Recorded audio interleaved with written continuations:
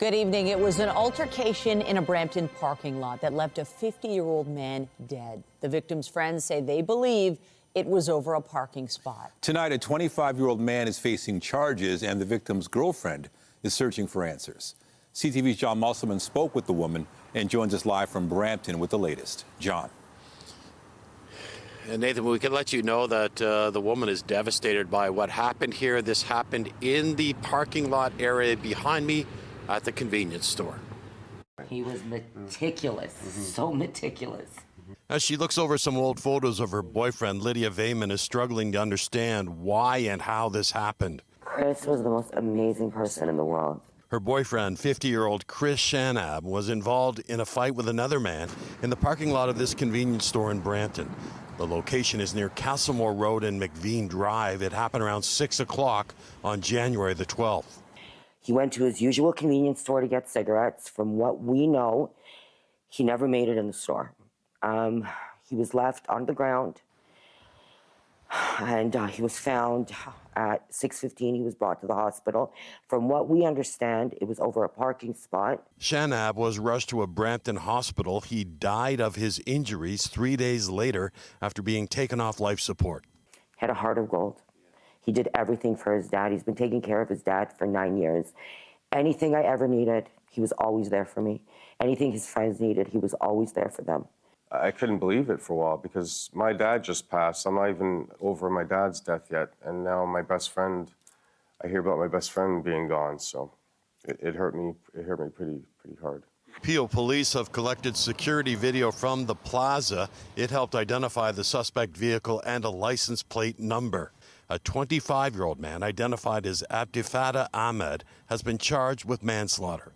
In this case, what really separates the three is first-degree murder has some sort of premeditation and planning that's required, and the real difference between second-degree murder and manslaughter is the intent to cause serious harm or kill somebody. And in this case, we don't believe necessarily that the person that's been arrested intended to kill this man.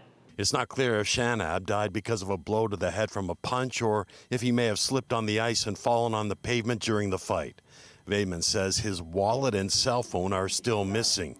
We do know Peel police are reviewing the security video. Vayman says her boyfriend was a kind man with a good sense of humor, and he didn't deserve to die like this. And Peel police tell us that the accused man in this case has been remanded in custody. He has a bail hearing next week. A funeral for the victim will be held this Saturday in Richmond Hill. Reporting live in Brampton, I'm John Musselman. I'll send it back to you. Thank you, John. Also tonight, it didn't take long. Tickets to the Blue Jays home opener sell out in minutes. Expectations have gone up, and so too have the prices. Next to a story CTV News brought you last week about a Toronto senior living in a community housing building left for more than a month with no windows. It happened during some of the coldest weather of the year, and after our report, the windows were quickly replaced, and tonight the tenant is back in her home. CTV's Allison Hurst joins us with more. Allison, Joyce Taylor returned to her home today. Michelle, she certainly did, and we were there. They were putting her up in a hotel while they did the work for the last couple of days, and they brought her home this morning, and we got to head in with her to see her reaction when she saw those windows. Oh, light. Oh, my God, I got light. As Joyce Taylor walks in. Oh, what a difference in here. Oh, my God. She admires her new windows. I'm happy. I'm happy. At least I've got light.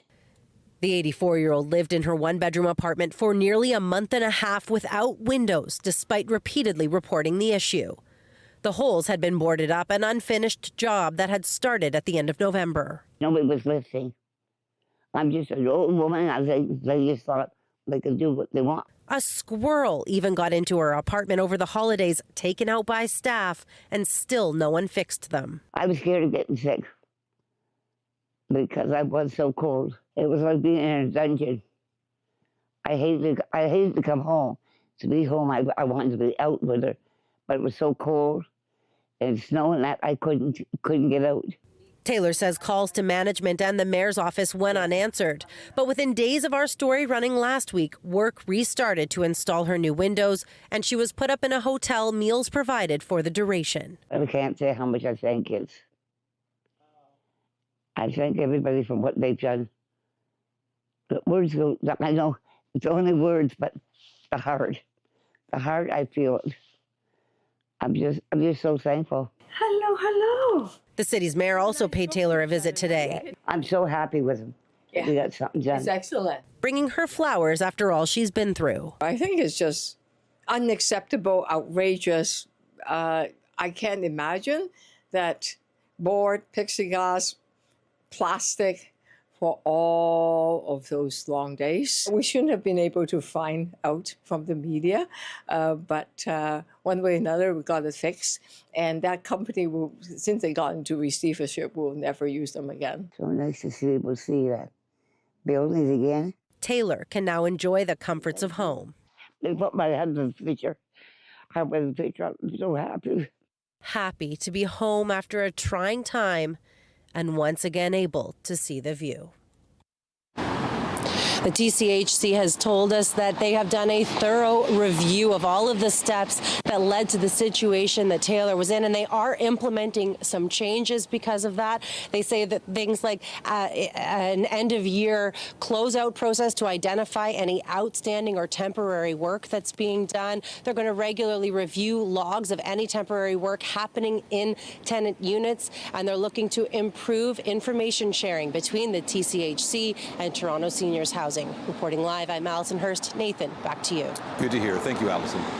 Time now for a check on that forecast. Here's a live shot of the city. The temperature plunge has begun, so bundle up if you have any plans tonight. And that's not the entire weather story. A major snowfall is expected in a few days. Lindsay Morrison is here with a look at the current conditions. Hey, Lindsay. Yeah, Nathan, weather continuing to make headlines here in southern Ontario, and perhaps some of our biggest stories of the season still to come over the next 3 days. Colder air is settling in. It's -7 degrees right now at Pearson, but it feels like -17. This time tomorrow, we will be in the middle of the deep freeze. Winds sustained right now, upwards of 40 kilometers per hour out of the west, gusting upwards of 60 It's been a very blustery day out there. Here's a look at the current satellite and radar. We've got lake effect snow, blowing and drifting snow in some areas too. There's the weather watches, warnings and advisories. Overnight tonight, we dropped to -11 degrees, but that pales in comparison to what's ahead. So we'll talk about this blast of Arctic air, and yes, that possible snow on the way for Sunday. It's all coming up in your forecast. For now, Nathan, back to you. Thank you, Lindsay. Well, it's not exactly baseball weather out there, but for those looking ahead to the summer, today was a big day. Tickets for the Blue Jays' upcoming season went on sale today, and after a spectacular season, not only was demand up, but so were the prices. CTV's Mike Walker is live at Rogers Centre tonight with more. Mike. Well, Michelle, Nathan, Blue Jay fans we spoke with today were expecting to pay more, given that the Jays came so close to winning the World Series. And given that high demand, getting a ticket for one fan who attended every home opener since 1980 was impossible today. It's the section on the birth of the Blue Jays. Sue Jackson considers herself a diehard Blue Jays fan. Some of the older calendars, and it shows what each of the games are, and I would write the scores. She has attended every home opener since 1980. It's just the feeling that the city gets. It's like baseball is back. But when she joined the thousands in the online queue for tickets this morning, getting just one seat was impossible. Some left in the way outfield reaches of the 500s. And even those, as I was trying to click on them, they would literally just disappear as I went to click on them. All right. Tickets for the home opener sold out in a matter of minutes. And for Jackson, it's a huge disappointment. Not having the home opener, it just kind of, it hits hard, you know, after what, 46 years? Others lucked out but paid a premium. I got my one ticket in the 500 level. There was only one seat left in the whole section, and I just chose it. And it was $127 after fees. Given the Blue Jays' World Series run, coupled with the market demand, the increase shouldn't be surprising, according to this sports marketing expert. This is a very sophisticated, global sports city, and the nature of the ticketing systems and dynamic pricing is such that we are going to see tickets priced at what the market will bear. Prices vary between games throughout the season. When the World Series champions LA Dodgers returned to Toronto, the best available ticket we found in the 100 level was about $283. Similar prices for when Bo Bichette returns to Toronto with his new team, the Mets. The best available ticket more than $190, the cheapest close to $60 each. By contrast, the series against division rivals the Orioles is even cheaper. The most affordable ticket less than $50. The variance, experts say, comes down to dynamic pricing. It's an economic decision and driver that looks at what can the market bear and looks at demand and supply and then aggregates pricing accordingly. Jackson managed to get tickets for later in the season and did notice a price jump. 500 levels are asking for like $130 each. And that's sort of what we used to pay when we would sit in the 200s. Most fans say paying more is par for the course. It is what it is. You kind of have to just bite the bullet a little bit, but it's a good team, so it's worth watching. Having made it to the World Series, we were expecting it. Hopeful for another postseason run as the Blue Jays are set to celebrate their 50th season. Tickets are still available for the home opener on the secondary market. We found them as high as more than $1,800, the cheapest around $200. Reporting live, I'm Mike Walker. Nathan, back to you. All right, thank you, Mike. Also tonight, baseball isn't the only game coming to town. The World Cup is just a few months away. The plan for soccer fans to dribble around traffic during construction season. But first, as Metrolinx and the TTC face questions over the launch of the Finch West LRT, officials pledge to learn from that experience when the Eglinton Crosstown opens. But with no actual launch date set, Ontario's opposition parties are pushing for a public inquiry into what's going on with the long-delayed transit project. Line 5 runs 19 kilometers along Eglinton Avenue, and it includes 25 stations and stops from Kennedy to Mount Dennis. The crosstown was originally set to open in 2020, but that date has been pushed back several times amid the pandemic, litigation, and other issues that arose during construction. Last month, the province said work was substantially complete and the line was handed over to the TTC. No opening date has been set, but Premier Doug Ford has long said riders would not get on board before it is safe. No one wants to open an unsafe line, but for God's sake, why are you coming out with dates that you know it's not going to work? 2020, 2022, 2023, 2024. Do you want me to keep adding dates? Stop keeping the people of Ontario in the dark. The Liberals say they'd also like to see compensation for businesses affected by crosstown construction. We spoke with a number of transit users who say they'd support an inquiry into the project, which is at least $1 billion over budget. Very, very frustrating because they say it was only five years from the early construction, 5 years. Then where are we now? An inquiry is important so we know what's going on. It's too much time, and like people have been waiting. Like it will help a lot, like if it just opens sooner, and we need to know, like we need answers from them. Premier Ford said the crosstown could finally open in February. Mayor Chow has promised an update sometime this month. CTV News asked the Ministry of Transportation about the Liberals' call for a public inquiry. The office of Minister Pratmeet Sarkaria responded with a statement saying, "Our government brought both the Eglinton Crosstown and Finch West LRTs to substantial completion after years of neglect and delays by the previous Liberal government." It goes on to say, across the province, we are investing $70 billion in the largest transit expansion in Canadian history, keeping goods, people, and our economy moving. Investments the Liberals have voted against. York Regional Police are searching for 3 suspects wanted in connection with an early morning home invasion in King Township. This is security video of the incident around 1:45 a.m. near King and Mills Roads. Police say the suspects forced their way into the residence and the homeowner was threatened with a gun while the family hid until the 3 left. No one was hurt, and the suspects left empty-handed in a dark-colored sedan. Police say they're trying to figure out why they didn't take anything. quite possibly with the homeowner being able to contact police so quickly that the criminals decided just to leave. One of the biggest things with this is they're after property and they're looking to avoid detection. So oftentimes just by contacting 911, you're able to ensure that the people are leaving your house immediately.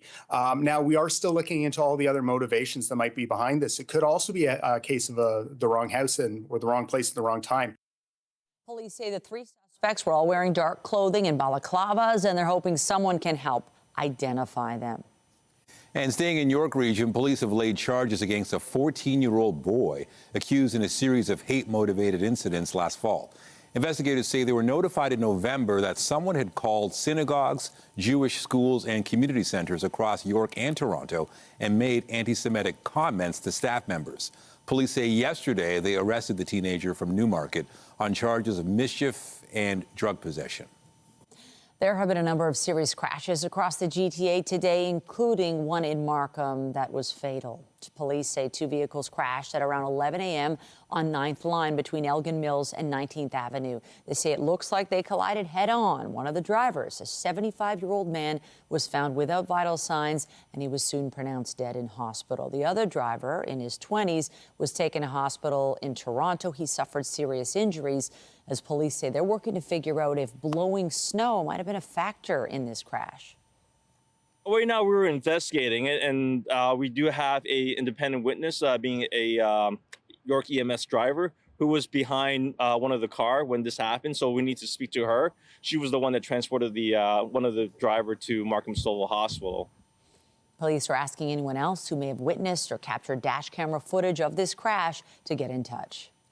And in Ajax, a pedestrian is fighting for her life in hospital after being struck by a vehicle this morning.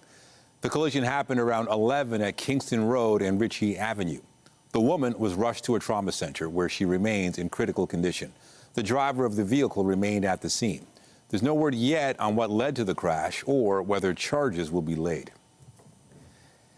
And police are investigating after a North York home was targeted by gunfire last night. It happened near Bathurst and Finch around 10:30. Police say the home was damaged by bullet holes, and there was other evidence of gunfire found at the scene. No injuries were reported, and there's no word on any suspects. And in Mississauga, an investigation of a home that was targeted 4 times by gunfire and arson. Peel police are searching for a masked suspect who was seen on camera in a stolen black Honda CR-V. It's not clear why the home on Kempton Park Drive is being targeted. Anyone with information is asked to contact police or Crime Stoppers. A union representing city employees is demanding answers after the death of a worker at the Oak Ridge Community Recreation Center. Toronto Police and the Ministry of Labour are investigating after a city recreation worker died on the job yesterday morning. The city says the worker suffered a suspected medical emergency while at the center. QP Local 79, the union representing City of Toronto indoor workers, posted a statement on Instagram saying they are heartbroken and demanding answers to why this employee was working alone. Mayor Olivia Chow said on social media this morning, "I want to extend my heartfelt condolences to the family of the City of Toronto Parks and Recreation worker who passed away yesterday at Oak Ridge Community Recreation Center. My thoughts are with their family, friends, colleagues, and the community they served during this difficult time." She also said the city is cooperating with the Ministry of Labor's investigation. Energy efficiency was on the mayor's mind today as she worked to sell her 2026 budget. Olivia Chow encouraging residents to access funding for upgrades to their homes, but others say saving on utilities can still come at a cost. CTV's Natalie Johnson reports. Out promoting her proposed budget today, Mayor Olivia Chow was handing off help to a homeowner. Thank you so much. Catherine Schultz bought her bungalow in 2022. So this is all the work we did on the side? And got right to work making it energy efficient. New heat pump. Yeah. All right. Yeah, we were so excited. All of this saves you money, lots of money. What about for the climate? Right. And so what we also were told, based on that analysis that was done for us, is we cut our greenhouse gas emissions by 49%. The mayor touting the city funding available in this year's budget to help other homeowners do the same. If you add all of it up, it is between all of the programs, you can flooding, rain barrel, protect, replacing your furnace, low-cost financing to upgrade your homes. It's safe. An ordinary homeowner is $9,000. That includes up to $6,650 in basement flooding protection grants covering backwater valves, sump pumps, and backup batteries. Up to $2,000 in rebates to replace a furnace with a heat pump, and low-cost loans for energy-saving upgrades, like new windows, doors, or water heaters. New in this year's budget, the city will also subsidize about 3,000 of these rain barrels designed to incentivize water conservation on private property, saving homeowners up to $200. I'm sure there will be some people that benefit, but I just know that there's a lot of folks here in Toronto that are not in a position right now to install a ground source heat pump or put solar panels up on their buildings, and they're just struggling to make ends meet. The rain barrels are set to cost $387,000 in 2026. Basement flooding prevention initiatives, nearly $10 million. Paid for out of the city's water rate, which increases 3.75% this year for a total average residential bill of just over $1,100. For Catherine Schultz, the energy upgrades are worth every penny. It's really important to us to get away from fossil fuels for our grandkids. The city budget promoting going green while working to stay out of the red. Natalie Johnson, CTV News. When tourists, athletes, and organizers of the World Cup come to Toronto, how will everyone fare getting around on the city's roads? The city and transit agencies have plans in place when it comes to construction. CTV's Beth McDonnell explains. As the world descends on Toronto for FIFA in June and July, Toronto's traffic and road construction is top of mind. It's already a disaster, as we can see, right? And they need to finish every single work there has been going on right now and before the FIFA. Jabir Rahman drives for work every day. Get rid of all those barriers, right, that they have, the roadblocks and all that. They're not going anywhere. They said they're going to pause, but those are going to be there. So we are losing lanes. The city tells CTV News Toronto it expects to complete 3 big projects by the time the World Cup kicks off. That includes the newest one along Queen East between the DVP on-ramp and Broadview to replace old streetcar tracks and the water main, along with the rehabilitation of the DVP Richmond off-ramp and the major work related to a water main and road project on Queen's Park Crescent East near College. In a statement, the city says it remains committed to balancing the needs of the World Cup with ongoing construction. As Toronto prepares to host FIFA World Cup 2026 events, construction activities will be restricted on key routes and in certain parts of the city for the period from May 1st to July 31st. Some projects may need to be completed in advance of this period or paused to avoid impacting critical stages during this period, while others may need to delay starting until after the tournament. The TTC says there is no work scheduled during the World Cup and projects it has with the city could also be paused. As the Ontario line takes shape, Metrolink says construction will continue at work sites, but all trucking in and out of the exhibition area will pause for about 12 hours on the 6 match days to avoid impacting games, fans, customers, and the public. It's going to be very busy. I'm excited though. It's a big city, so we have big city problems, right? But FIFA is a once-in-a-life opportunity. Chaotic, but if they have good management, like I heard during the Taylor Swift concert, they did a good job, so I hope that'll be in effect as well. 2 of those projects you mentioned are going to affect me, so hopefully it won't get any worse than it is already. To make road travel smooth during the World Cup, people told me they'd like to see more transit, more signage, see the city control construction, and communicate if project timelines change. Beth McDonnell, CTV News. Prime Minister Mark Carney delivered a national address today as he remains in the global spotlight over his speech at the World Economic Forum. The U.S. president has responded to the PM's Davos remarks by saying Carney should remember that Canada lives because of his country. Today, the PM pushed back. Canada and the United States have built a remarkable partnership in the economy, in security, and in rich cultural exchange. But Canada doesn't live because of the United States. Canada thrives because we are Canadian.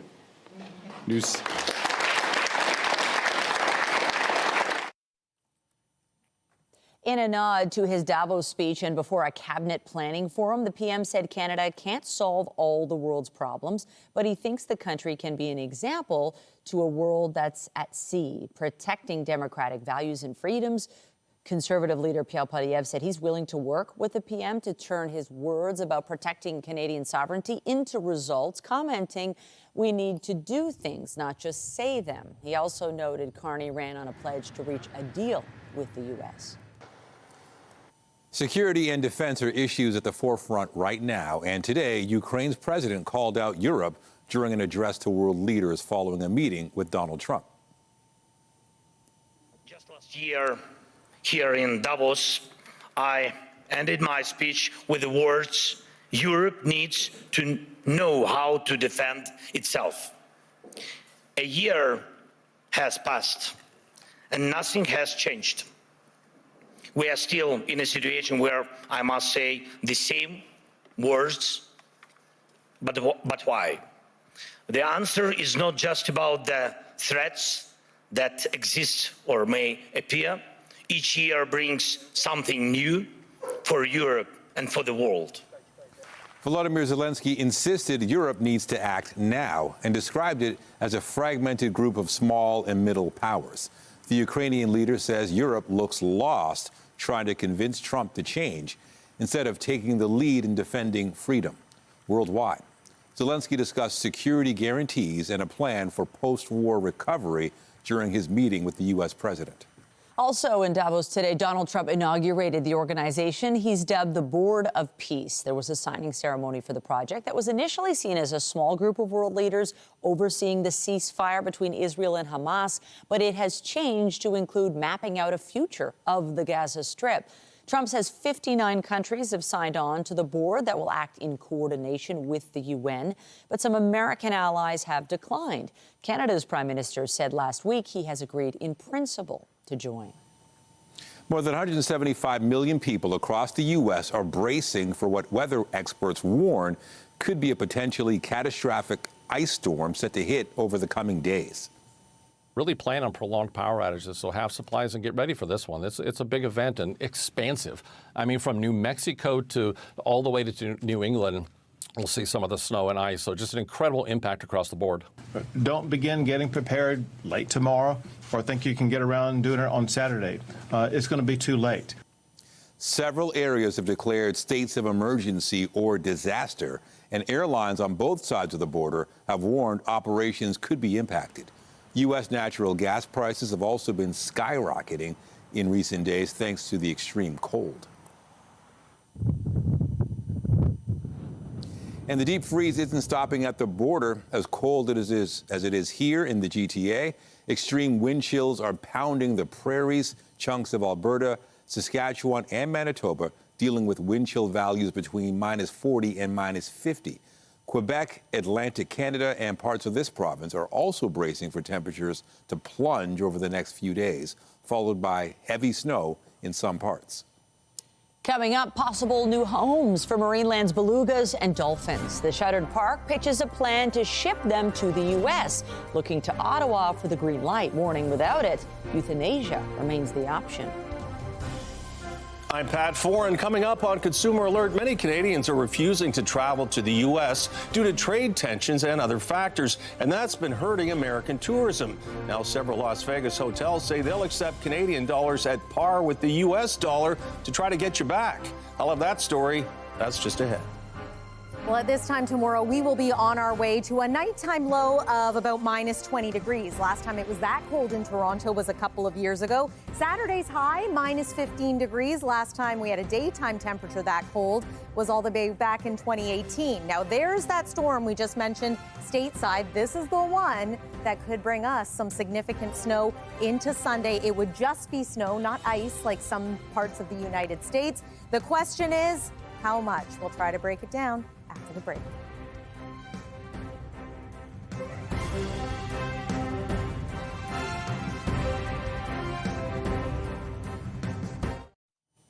It's been a steady decline of Canadians traveling to the U.S., mainly because of negative feelings towards the Trump administration. Well, President Trump has said Americans don't need Canadian products. Some U.S. resorts say they want Canadian tourists to return.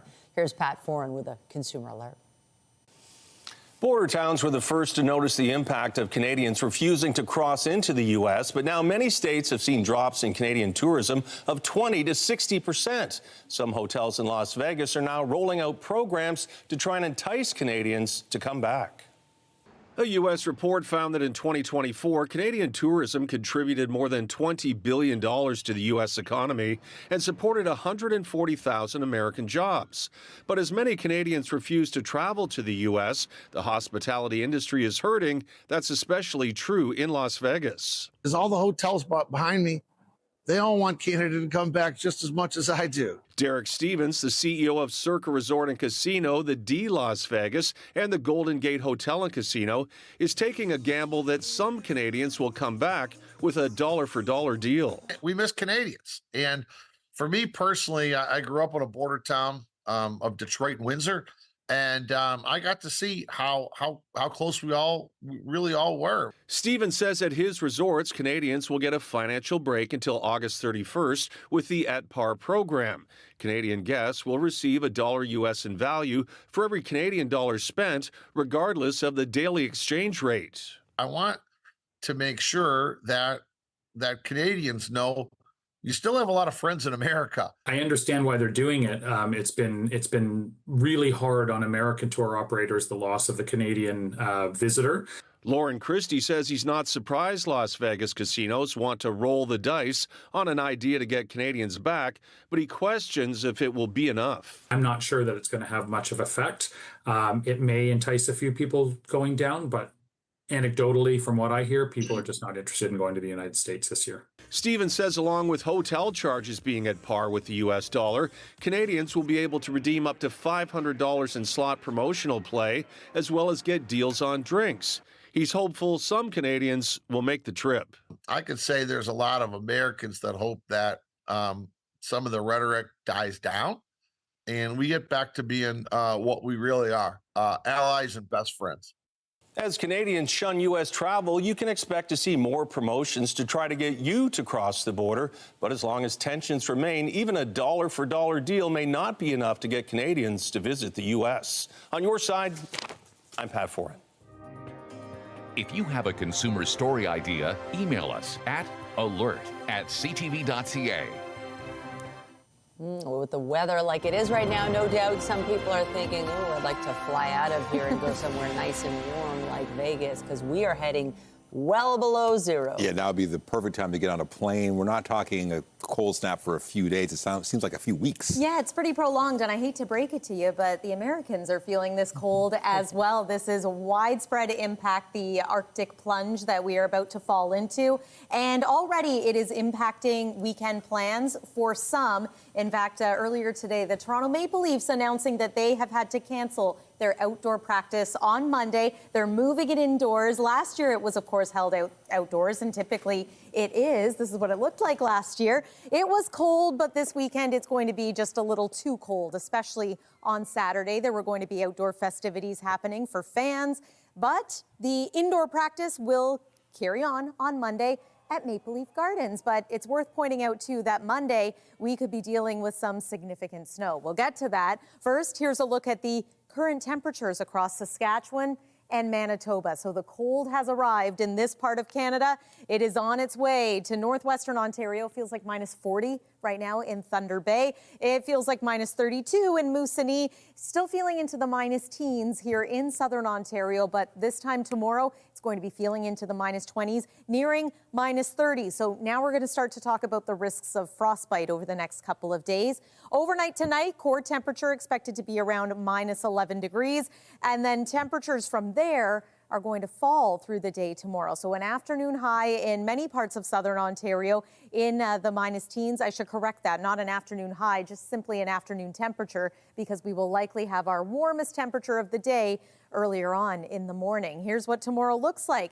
Around 3 p.m., minus 13 degrees, feeling like minus 23. And then the overnight temperature around minus 21, minus 22, but feeling closer to minus 30. So I do expect that we're going to see some extreme cold warnings pop up. Right now, we're still talking about snow squalls near Lake Huron, Georgian Bay, and even around Niagara. It's been pretty active for you again today. For the GTA, we've had blowing and drifting snow, reducing visibility, but no further snowfall accumulation.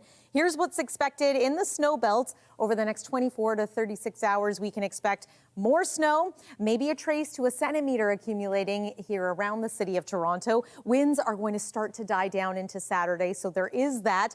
But first, they're going to change direction. We will tap into a northerly wind that ushers in the colder air. It also brings some of us the opportunity to get clipped by some snow squalls. And then watch the bottom of your screen here. First signs of this questionable system stateside. Will it impact us here in southern Ontario? Confidence is starting to build that yes, it will. And while it is still far too early to determine snowfall amounts, at this point, we can't rule out the possibility of 10 to 20 centimeters. And again, that's for Sunday, but it will likely impact your Monday morning commute. So there's the cold, there's the snow. And Nathan, as you mentioned, that cold likely sticking around right through to the end of January. It's the weather for now. I'll send it back to you.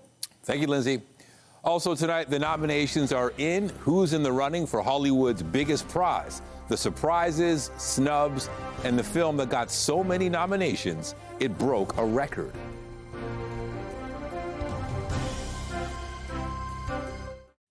With temperatures expected below -20 tomorrow night, and that is not including wind chill, experts say it's important to be aware of the risk of frostbite. Health reporter Pauline Chan spoke with one expert about what to do.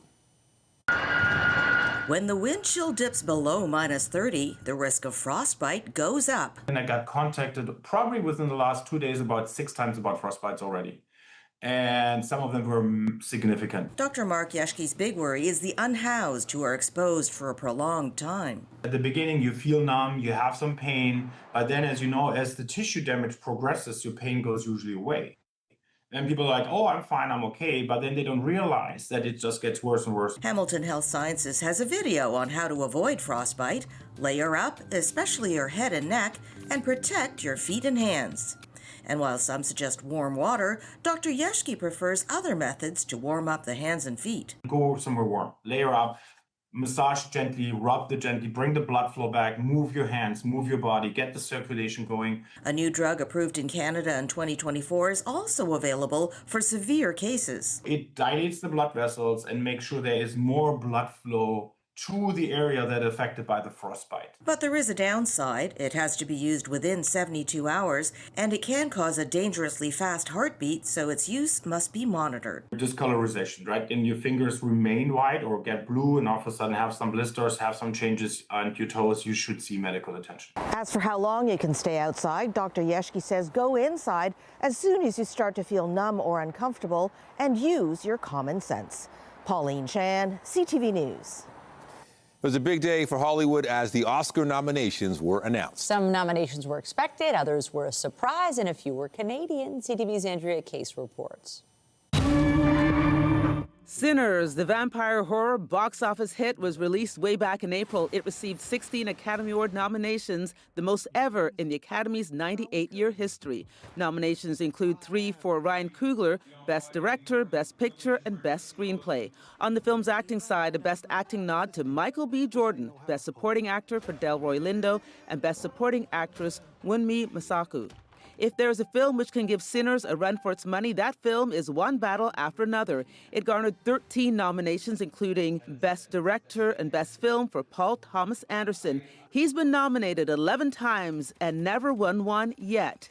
His cast, including Leonardo DiCaprio, Benicio del Toro, Sean Penn, and Tiana Taylor, were all nominees, but no nomination for Chase Infinity. Locally, made in Toronto, Frankenstein received numerous nominations, including Jacob Elordi, who played the monster, and Toronto producer J. Miles Dale in the Best Film category. And the wild ride continues for Toronto's Maggie Kang, whose K-pop Demon Hunters was nominated in the Best Animated Film category, and Golden was nominated for Best Original Song. 11 actors are first-time nominees, including from the film Sentimental Value, Stellan Skarsgård, Renate Rintsev, Inga Ibsdottir Lilius, and Elle Fanning. Sentimental Value received 9 nominations, as did Marty Supreme, giving star Timothée Chalamet his second Best Actor nomination in 2 years. You also heard his name called as a producer on the film. Rounding out the Best Film list, Bugonia, F1, Hamnet, The Secret Agent, and Train Dreams. Comedian Conan O'Brien will host the 98th Academy Awards on March 15th. You can watch them right here on CTV. CTV's division of Bell Media. Andrea Case, CTV News. Get Toronto's top stories, breaking news alerts, and watch live. Download the CTV News app. A federal court has ruled on an order that demanded TikTok stop operating in Canada. BNN Bloomberg's Marilla Fernandez has more. Don't panic. TikTok will keep entertaining Canadians, at least for now. A judge has shelved the order that demanded the social media company wind down its Canadian operation. There were security concerns about the parent company's links to the Chinese government. But there will be a new national security review of the company. TikTok says it has 14 million users in Canada. Here are the closing numbers for the day. The Canadian dollar is up to 72.53. West Texas Intermediate down over $1 to 59.36. Western Canadian Select up just a bit to 45.43. And the TSX gained 151 points to close back above 33,000. Those are your business headlines. I'm Marilla Fernandez. The Business Report is brought to you by Canadian Western Bank, the bank built for business. Marineland is once again warning the federal government it'll be forced to euthanize dozens of beluga whales. That's unless it urgently approves a new request the shuttered theme park is making to move them to aquariums in the United States. Here's CTV's Jan.22. Since last summer, the future of these belugas has been a huge question mark, captive in a shuttered theme park which closed months ago. Now Marineland in Niagara Falls pitching a plan to ship the animals to the States, reportedly making plans to euthanize them if Ottawa says no to the proposal. I think it could very well be the best place for these animals to go, but I think it's so wrong that Marineland is holding the government hostage and they're threatening to kill their whales if they don't get the answer that they're looking for. In what's being called an urgent rescue proposal, Marineland's 30 remaining belugas and 4 dolphins would reportedly be sent to aquariums in Orlando, Atlanta, Chicago, and Stonington, Connecticut. Marineland has said it can't afford to look after the whales and wants to sell the property. Last year, it pitched transferring them to an aquarium in China, but Ottawa denied that request. You want to send them to a place where there's accountability. The original proposal to send the whales to China didn't address that. This new proposal does. Some had hoped they could be moved to a proposed seaside sanctuary in Nova Scotia, but it has yet to raise the millions it needs to open. In a statement, the Fisheries Minister's office confirmed the minister was presented with new export permit applications and that the minister will review them expeditiously. 20 whales have died at Marineland since 2019, and experts say sending them to multiple aquariums in the U.S. is hardly a perfect solution. It's going to break them up, so that's not great for family and relationship bonds between the animals. And some would like to see assurances they won't be used for breeding, which is illegal in Canada. Still, the experts we talked to all think Ottawa will give the proposal the green light, given the options that remain. John Vanavalley-Rouse, CTV News, Toronto. Just ahead, shaped by historical fact, inspired by science fiction. A new art exhibit celebrates Black culture, past, present, and future.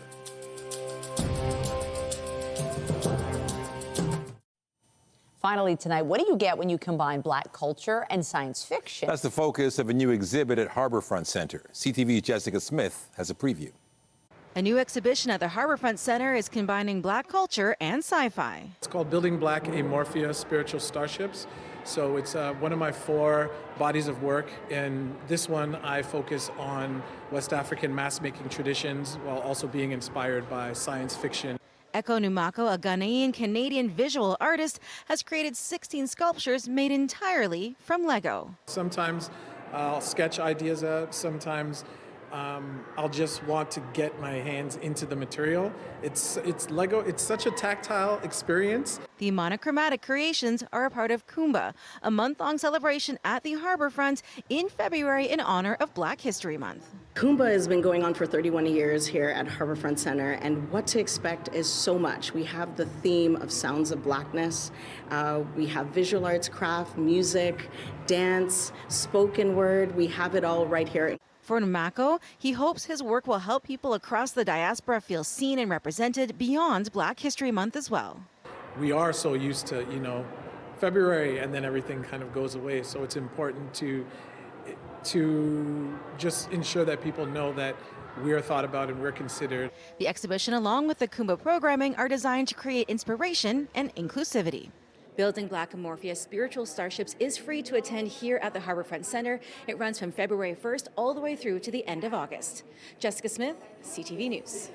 All right, can't wait to check it out. I know, it's a time to spend more time indoors because outdoors is potentially dangerous. We're heading into the deep freeze. We sure are. So it becoming quite cold starting tonight, but really going to feel it tomorrow. It's still snowing in many areas too. Let's take one more look at the satellite and radar. You've had snow today around Welland, Niagara Falls. You're getting a little bit of snow this hour in the Hamilton area over toward Kitchener-Waterloo, and then Coldwater, Gravenhurst communities.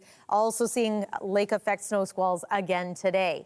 This is what we're waking up to. The temperature is actually going to fall from there through the afternoon. Already feeling into the -20s again for the afternoon temperature. And then overnight, that's when it's going to feel like -30. Waking up Saturday morning, frigid. Daytime high of -15 degrees. Sunshine during the day, then an increase in cloud cover at night, setting us up for what could end up being a pretty snowy Sunday and perhaps a pretty unsettled start to next week on Monday morning. That's your look at the forecast. Nathan and Michelle. So much winter. Thank you, Lindsay. That's it for us, but be sure to join Omar Sachedina tonight at 11 for CTV National News, followed by Zarada Alman with our next local newscast. That's at 11:30. Meantime, our coverage continues anytime on CP24 and at ctvnewstoronto.ca. For Lindsay Morrison and the whole team here at CTV News, thanks for watching and have a great night.